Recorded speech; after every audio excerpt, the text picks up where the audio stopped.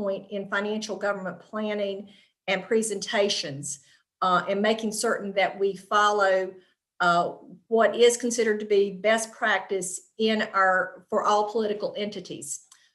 So when it comes to enterprise funds, GFOA recommends that the local governments adopt a target working capital method, and that means deciding how much working capital you should have in reserves for your particular enterprise fund.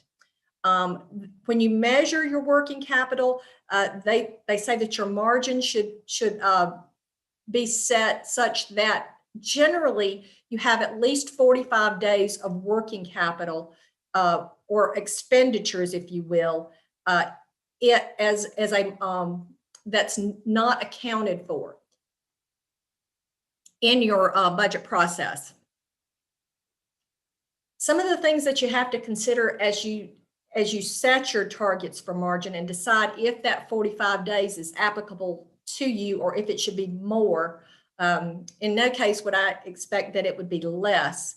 But when you're looking at that, one of the things that you need to look at is your collection practices. How strong are they and how can they be implemented? And what steps you can actually take to force compliance within your entity. With us, we have solid waste, we have our utility system, and then of course our airport.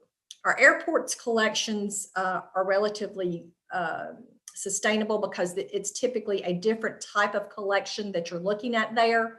With our utility system, for utility systems in general, of course, there's always the ability to disconnect for non-payment.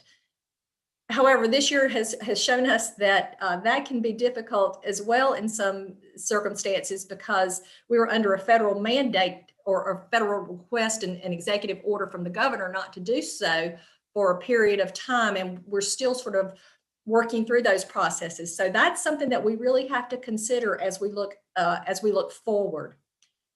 We also need to look at historic consumption of inventories and prepaids. You should never really have more of a year's worth of inventory on items that are used in your process, and your prepaid should not be more than a year out either. Typically with us as a government, we're not going to pay things for more than 12 months in advance. And if we do so, it's typically usually only for a few months that might cross over into a calendar year, or if we're assuming some new contract. But those are important issues to look at as well. Another thing to consider is what kind of support it gets from the general government or from the general fund. Some enterprise funds are supported, have significant support from their general fund. With our case, we have been supportive to some degree historically. However, it is the goal of an enterprise fund to be self-sustaining and not to have to rely on the general government to support it. It is a business-like activity.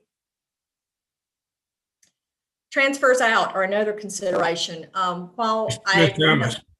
Thomas, Bill Malinowski, question on that last part that you commented on. I was led to believe the enterprise funds, it was mandatory that they be self-sustaining. So what you're saying, there is no state law that mandates that. It's just something we try to do, correct? Yes, sir, that's correct. Thank you. An enterprise fund, however, by being deemed an enterprise fund, the goal of it for any government should be to make it self-sustaining. Thank you. Yeah. Okay, great. Next, we'll talk about transfers out. And originally, yes, sir. Yes, ma'am. This is Shakise Newton. Please pardon me for interrupting, but Mr. Malinowski just touched on a really critical understanding point for me.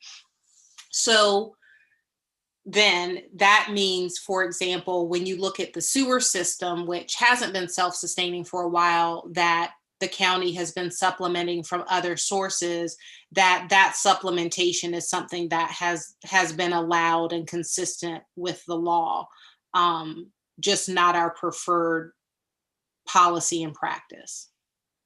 That is correct. Part of the reason a government will earmark a an activity as an enterprise system is that it is intended to be paid for by user fees generally.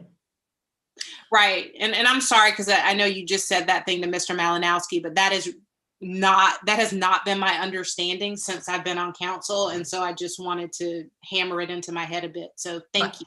No problem. Let me also point out, though, that our sewer system is,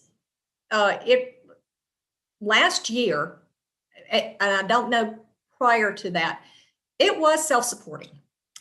It did support itself, and we actually were able to borrow money called revenue bonds, which is not a general obligation bond, it's a revenue bond. It's supported by the revenues from the system for that system, which means that we were strong enough to get a rating by the rating agencies to support that debt.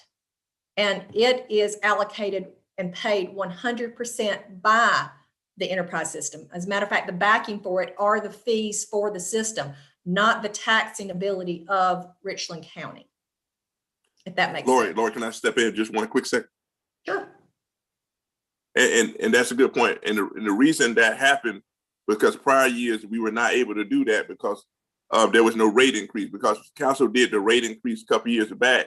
That allowed the sewer system to start becoming fiscally sustainable on its own. But the rate increase had a lot to do with that. Yes, and later on in this, we're going to touch on rate setting and the importance of that as well.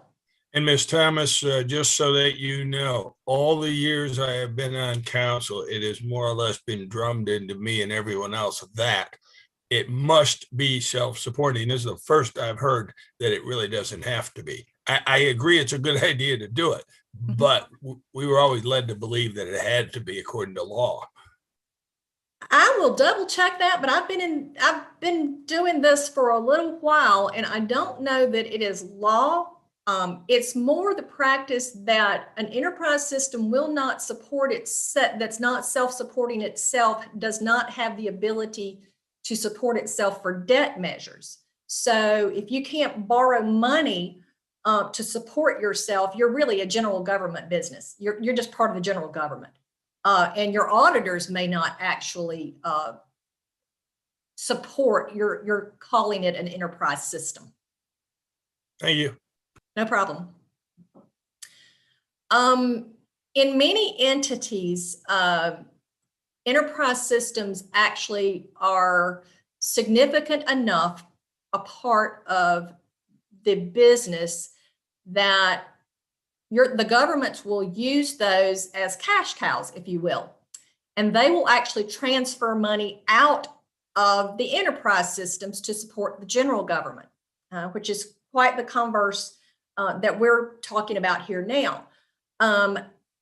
Many governments have electric utilities, they have water, they have sewer. So those businesses are much larger in some smaller entities than the general government is. So to support the general government, they will design a transfer policy to pay for the things that the general government actually provides to the enterprise system. A good for instance on that is enterprise systems that belong to municipal or local governments actually are non-taxed entities. So in many cases, what the entity will do, or what the local government will do, is to set up a transfer policy that actually incorporates a fee that would be equivalent to what would be paid by a independently owned utility, like an independently owned water system or a Dominion Energy or things of that nature. So they will come up with a calculation as to what the taxes that the local government owned utility would have paid. A portion of that may be included, as well as any cost that the general government incurs for possibly processing payments and things of that type, to actually transfer that money out of the enterprise system back to the general government, rather than the general government transferring money back to the enterprise system. So in the long run, those are some of the things that should be considered.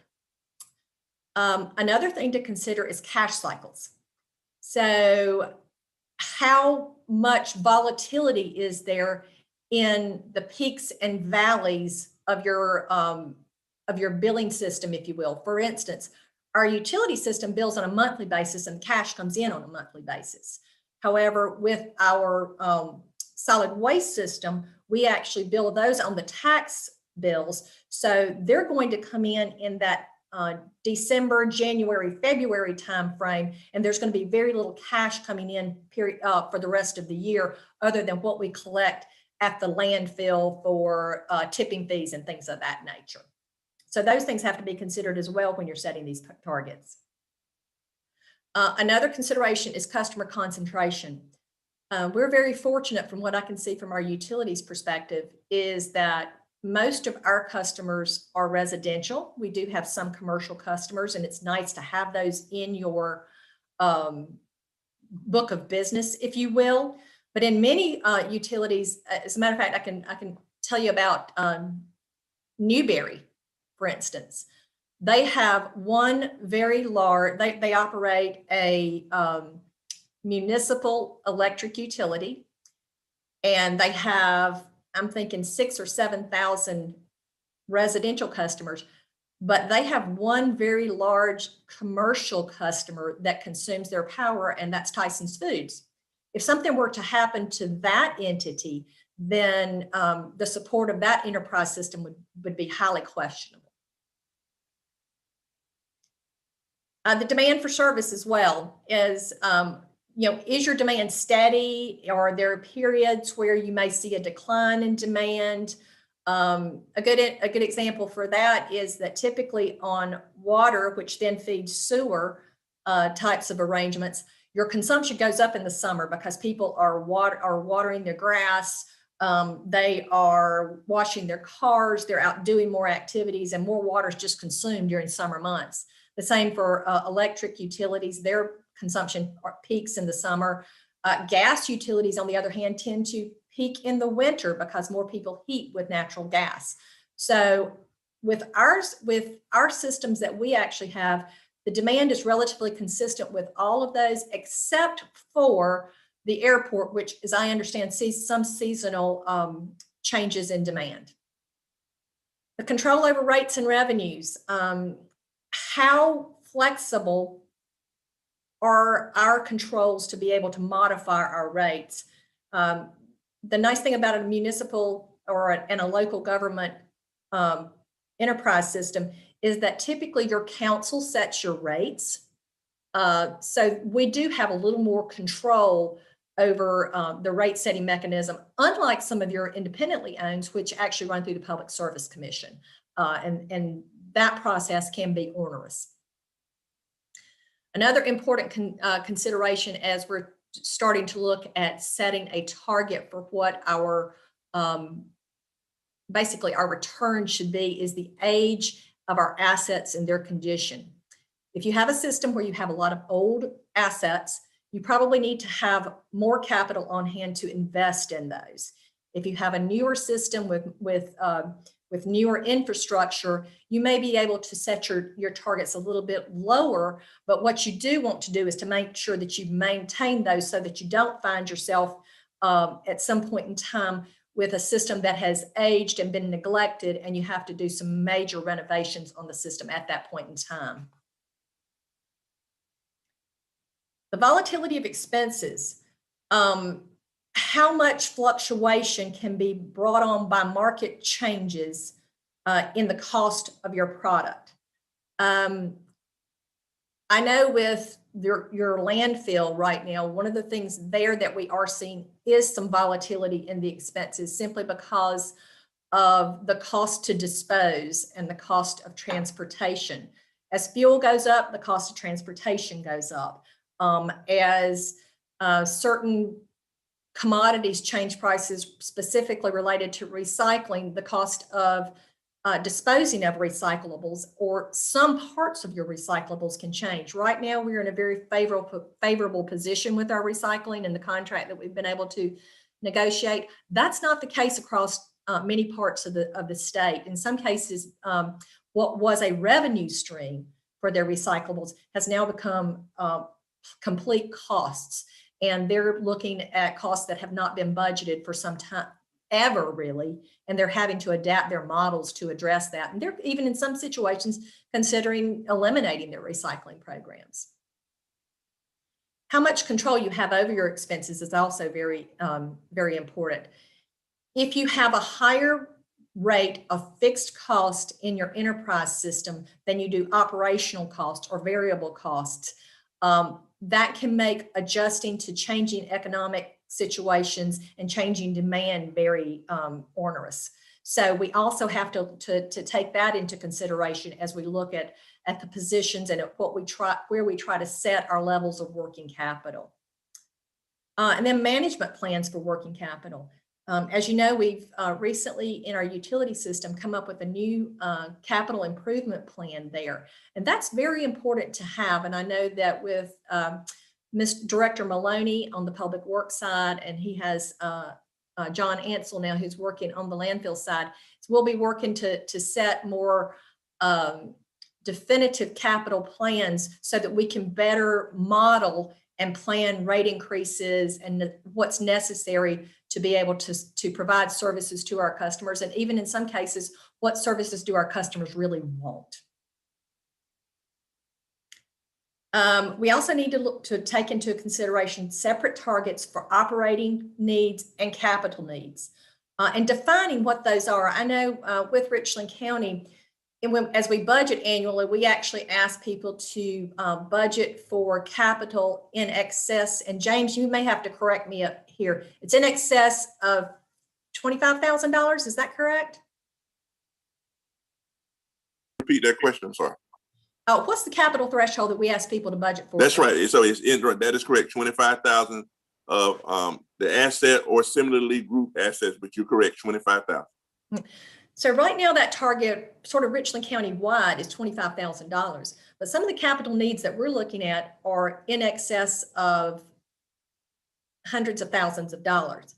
So what we may need to do is, as we define the capital plans for our enterprise systems, is actually to look at that number and decide what is the appropriate number to budget for. What should be included is operating. To me, that $25,000 is probably something that's more operating wise. It's just something that might be defined a little more different in your budget process, and then actually call capital a different number, say something in the $50,000 to $100,000 line, because that may be something where you have to look at some other kind of funding source. And then of course, the debt position is very important. As I said, enterprise funds should be able, in the end, to be able to fund their own capital improvements, which means being able to borrow money, which means that you are completing your net position on an annual basis in a positive manner. So you're actually covering all your costs annually, much like your general fund should do. But that there should also be leftover funds there that if you need to borrow money, you can actually cover that debt. A good for instance in this is that with our most recent debt issue that we have for the utility system, the bond covenants that are associated with that debt actually require that we have 1.2 times our debt requirement in assets once we're completed with our operating budgets. So in other words, we have to set that as a target in our budget to have that on hand to cover the debt. So, you know, our bond issuers just want to make sure they can get repaid. So James, I'm going to turn the next couple of slides over to you and let you talk about what we actually have and some of the things that you've seen in these systems over the last few years. Okay, thank you, Lori. Turn my video on real quick. Okay. Yeah, so we have three types of funds in enterprise fund, three different types of enterprise funds. We have, of course, utilities, water and sewer. So that was this current year, we budgeted at $35.3 million for FY21. I'm sorry, I'm getting ahead of myself. Solid waste for FY21 is $35.3 million. Utilities for FY21 is $11.3 million. So utilities for FY21 is currently budgeted at 11.2 million between the water and sewer. As council may recall, a couple of years ago, you all gave approval for the county to unite its sewer and water. At one time, we had the Broad River, and one time we had Lower Richland. But everything now is incorporated onto RCU, Richland County Utilities. So for FY21, the amount that's budgeted is 11.2 million. For solid waste, the current amount that's budgeted is 35.3 million. And our very small airport enterprise fund is budgeted at roughly almost $580,000. Just to talk briefly a little bit about some of the challenges. Again, we won't go, this is very high level in the late, like Laura said, later in the workshops, we'll go into deeper, and then obviously she'll show you some things on a subsequent slide. But the challenge has been to get the revenue in solid waste up to par to cover expenditures. Thankfully, council, of course, has given approval for some rate increases that are helping that. But because we had some expenditures that were budgeted in excess of what actual revenue, we have experienced some challenges over the last few years. But these rate increases will hopefully get us to a point where we can get revenue to match what expenditures are. So if you don't have any questions, I'll go to the next slide. Again, as Laura has mentioned before, the enterprise funds are what the government has, which closely mimics, excuse me, I'm not sure that went off, which closely mimics business activities. Revenues can be increased or decreased without state restrictions. Obviously with the general fund, there are a lot of which in reference to the millage cap, but you don't have that issue with enterprise funds because they're fee for service, so a lot of the state restrictions that you would have with more general fund dollars, you don't have that with enterprise funds. One of the biggest things, and this is point number 3, is the general fund covers not only general fund employees for health insurance and many special revenue funds, but that's not the case for the enterprise funds. The enterprise fund being self-sustaining, their health insurance costs and equity and debt service and things of that nature are tied directly to the fund itself. So those expenditures are not charged back to the general fund, or the general fund does not absorb it like it does some other funds. Those funds are items are charged directly to those various enterprise funds. And again, the last point that I talk about today, you all often hear the term fund balance, but because the enterprise funds are more business-like, the terminology for fund balance for enterprise funds is they're called net position. So I know Laura is going to pick up from there, but I'll be happy to answer any question council may have before she starts back.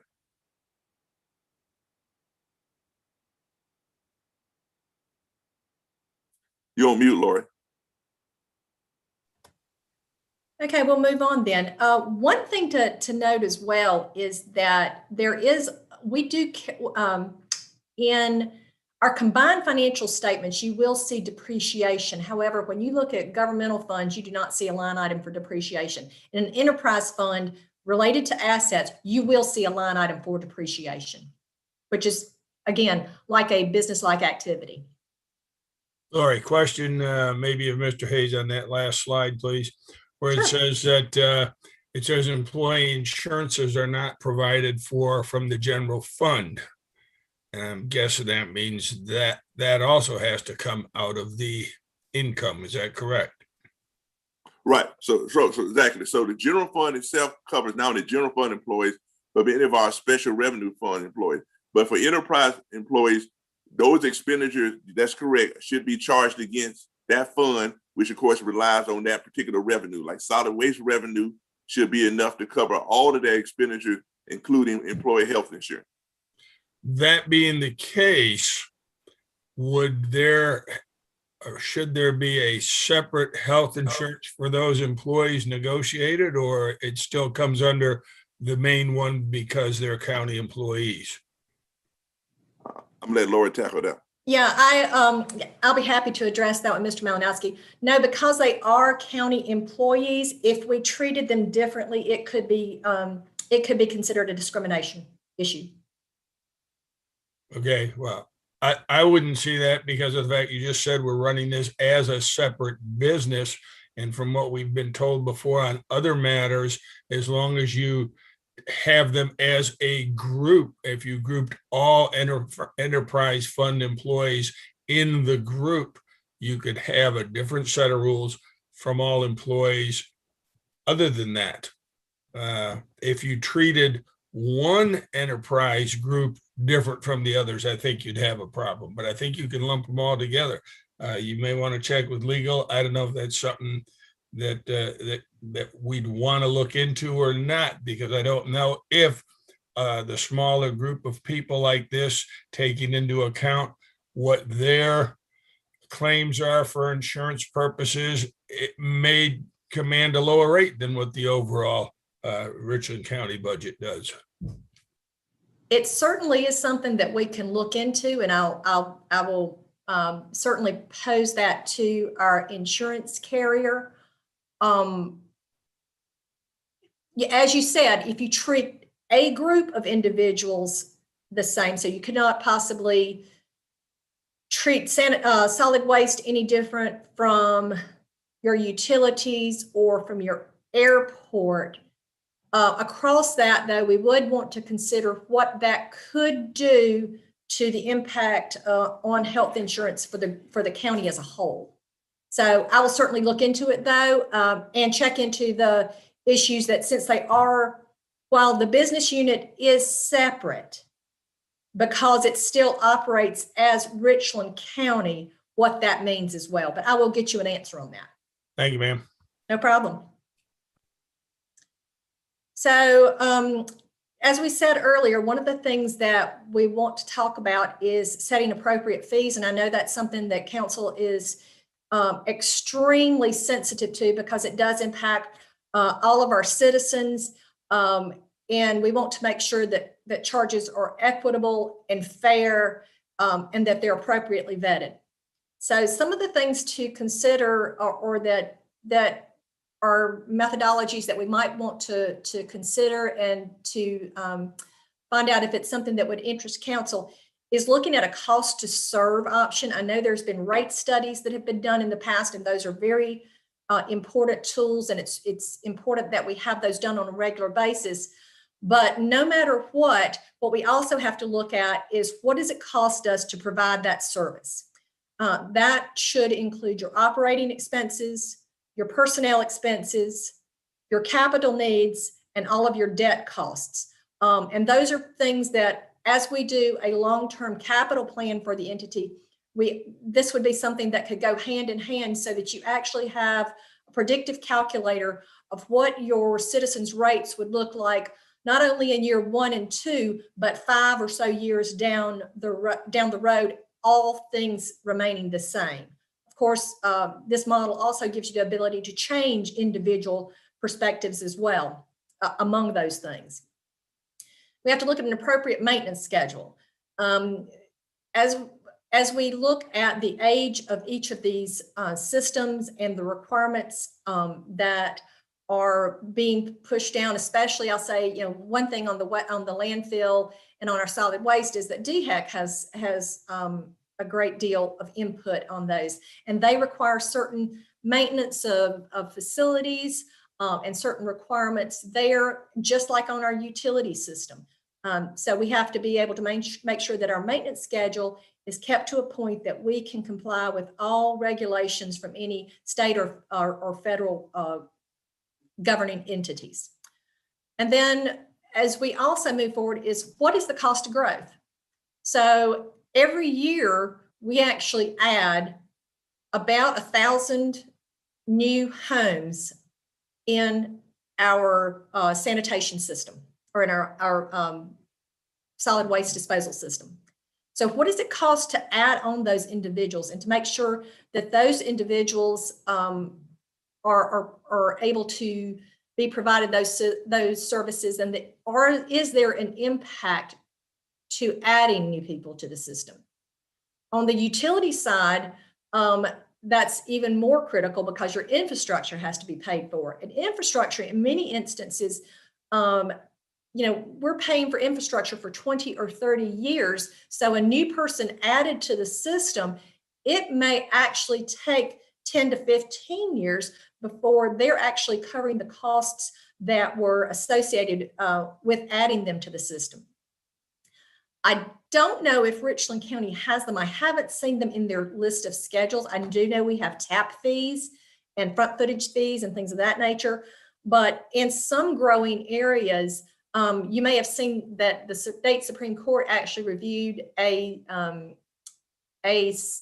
process for the schools in Fort Mill, South Carolina, related to impact fees. So every time a developer builds a home there, they have to pay an impact fee for what it's going to cost the school system.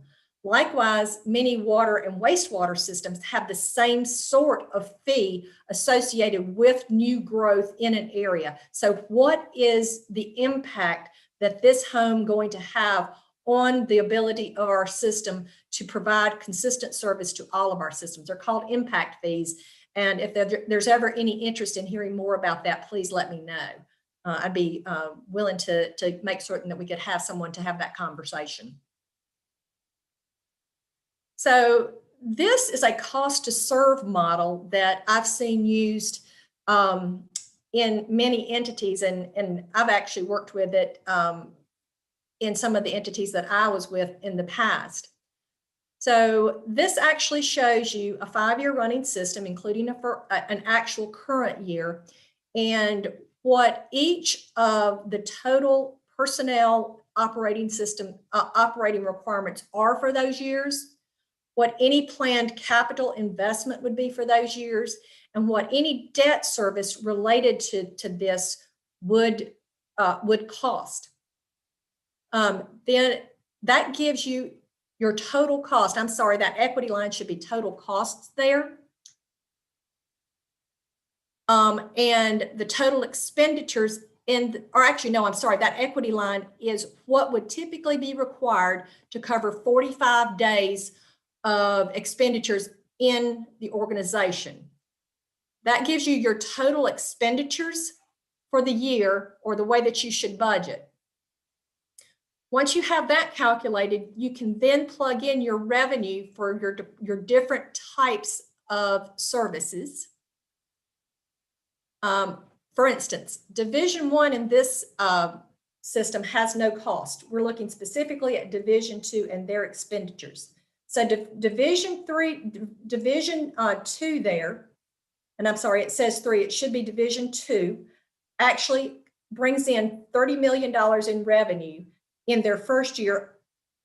And we actually compare that to expenditures of 28 million, or a budgeted item of 28 million that we actually need to cover our costs. That means that in year 1, we're actually collecting $1.3 million more than was necessary to cover the cost of the system. However, as we start to project what we believe our costs are going to be going forward and what our projected revenue is, we show a deficit.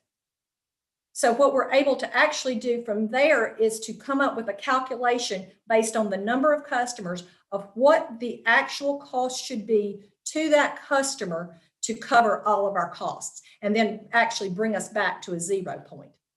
And this can be fleshed out even further. This is just a sample model that I happen to have laying around, and I've tried to make it work for this particular scenario, but it can actually help us to make certain that customers are actually being accounted for prospectively. As you see there, a good example of this is between years 22 and 23.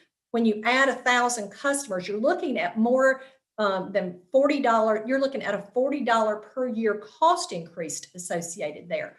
So that's considerable when it's only 10% or less than 10% added to your number of customers. Your costs are actually going up by more than 10%. So that means your new customer is costing you more than your existing customer is. And that's where we would need to take a look at some things. Any questions on that? Ms. Thomas? Yes, ma'am. Just going back a little to a previous comment that you made, I would like to sign up for that future conversation about impact fees. Absolutely.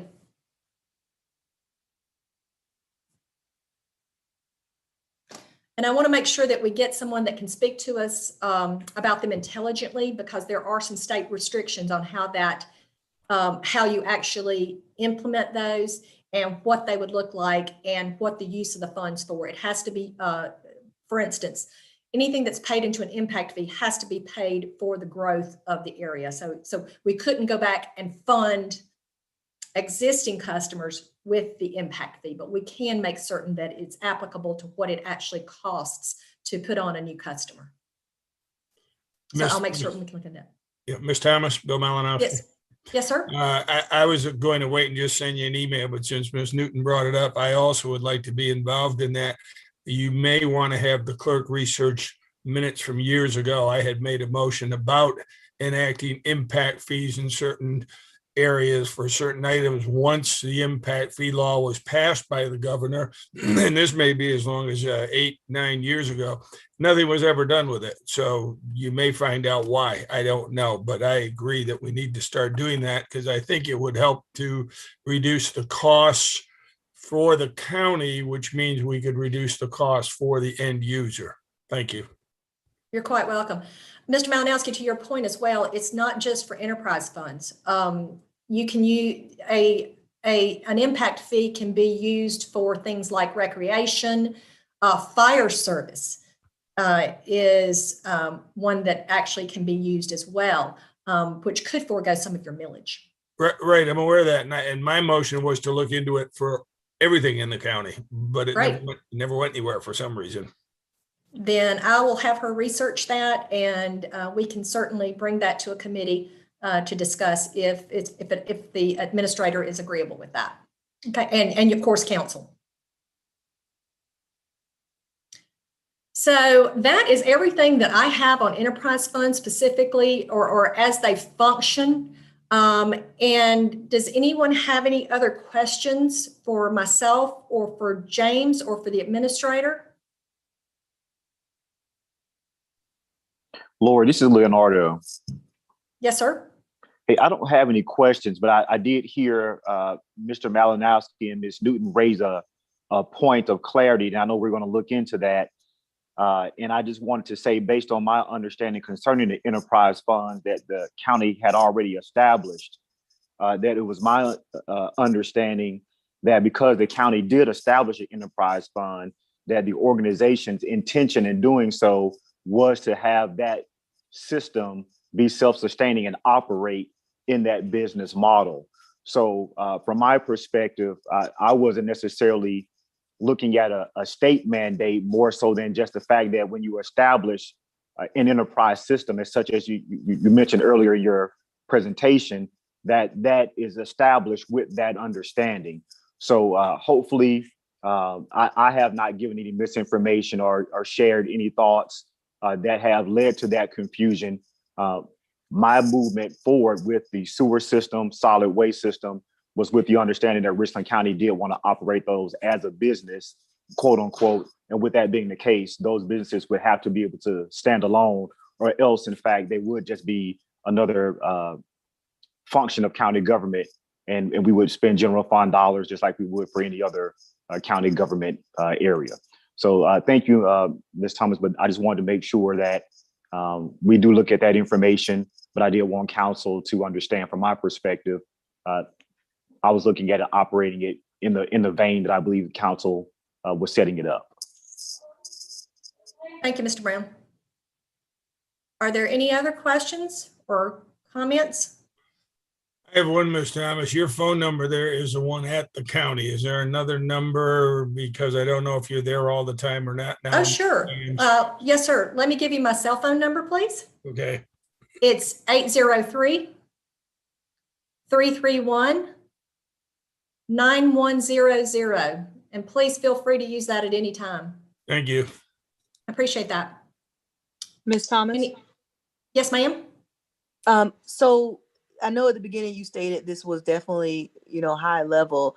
And so is the assumption then that we will go into each enterprise fund during these workshop sessions? Yes, ma'am. We actually have a 2-hour work session and the date is escaping me right now, for enterprise funds. I want to say it's the second session on April the 29th. And James, if I'm wrong, please correct me. But we will actually see presentations of each of the 3 enterprise system budgets. And also at that time, talk about rates and things of that nature. Thank you. Any other questions? Well, if there are none, given that we didn't have a quorum today, it doesn't require us to adjourn, but I thank you for your attention, and we really do appreciate your interest and your willingness to participate in these with staff. And we hope that if you have any questions at any point in time, that you will reach out to us. Administrator Brown, do you have anything for the group? Just thank you again for your participation. Really appreciate it. Thank you again, everyone. Have a great weekend. Okay, bye-bye. Bye. Bye-bye.